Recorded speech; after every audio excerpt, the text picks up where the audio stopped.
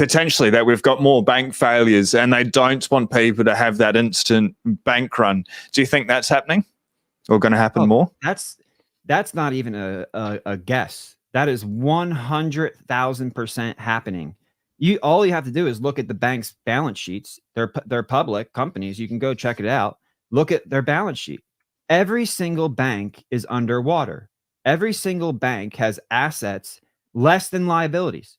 That means if everybody today decided, I want my money from the bank and I want it now, there's not enough money there. It doesn't exist.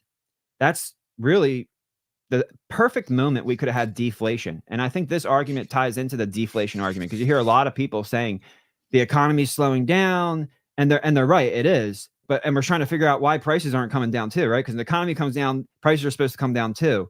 But they're not, because they're still abusing the printer. The higher interest rates are not incentivizing the governments to print less. They don't care. They're continuing to print more. And as high as those rates go, it doesn't matter. They still won't stop borrowing. They're always going to borrow and spend. They're going to continue to dilute the money. And then that creates this scenario where it's like, whoa, interest rates keep going up. The higher the interest rate goes up, the less the bond is worth, right? All of these banks, especially in the United States, when the Federal Reserve came out and said the federal fund effective target range is 0 to 0.25%, well, the banks had to pay interest to their depositors.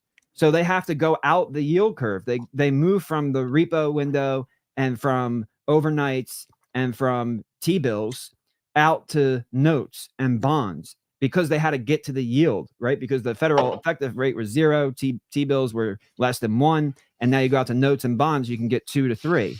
So they went all the way out the yield curve to get that 3% yield because it's risk-free.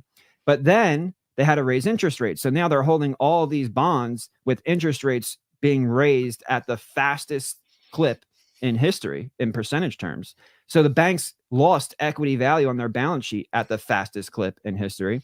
And that's what really sparked the bank run. But it's like that late night commercial where the water's leaking out and he takes the spray and he sprays it up and he's like slaps it on, right? We got to stop this leak.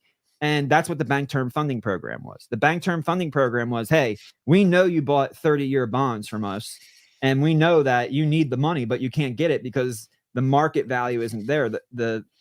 So bring it to us and we'll value it at par. Even though you bought $1 billion worth, it's only worth 700 million. We'll let you borrow it against it at $1 billion worth. So they have to finagle the rules. They have to change the rules, even just to sustain the system, right? And then if they weren't going to sustain the system, they would have did it last March. If we were going into some deflationary thing or some super depression, like Jamie Dimon selling his stock because everything's going to crash down, he's going to buy cheaper things. No. His business model is breaking down. He's exiting. He's taking his profits for the first time. What's happening is all of that equity value is being destroyed. And ultimately, it's our value. It's the value of we, the people. When the banks go bankrupt, they're bailing us out because they took our money and lost it. They took our money and put it in what was classified as risk-free and ended up being high risk. And the risk that remains, because people still classify this as risk-free. I mean, it's crazy. The risk that remains is people know I'm going to get paid my money. If I lend money to the government, I'm going to get my money. Yes, you are going to get your money because they have a printer. There is no case scenario where you're not going to get your money. The risk is, what the hell are you going to be able to buy when you get your money?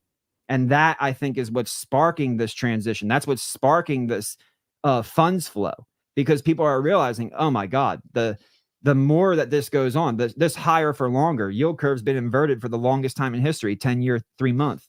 What the market is signaling to us is they don't believe the Fed, but they don't believe the Fed in the wrong direction. The Fed is saying inflation is not a problem. Don't worry about it. The real issue is that inflation is a problem. It's not transitory. It's sticky, and they can't fight it by raising interest rates because of the dynamics we spoke about earlier.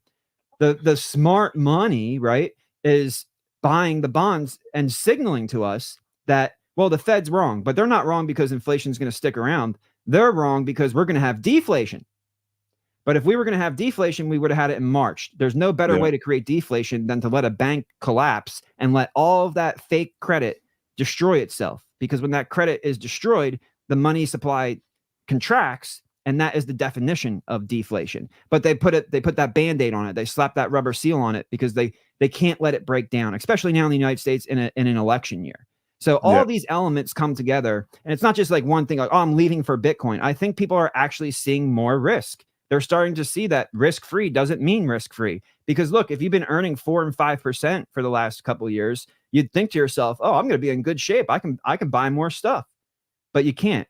You're buying less stuff still. So when people are, this risk-free government lending paradigm is going to break down, not because people don't get paid, but because when people do get paid, they're not going to be able to buy anywhere near what they thought they were going to be able to buy.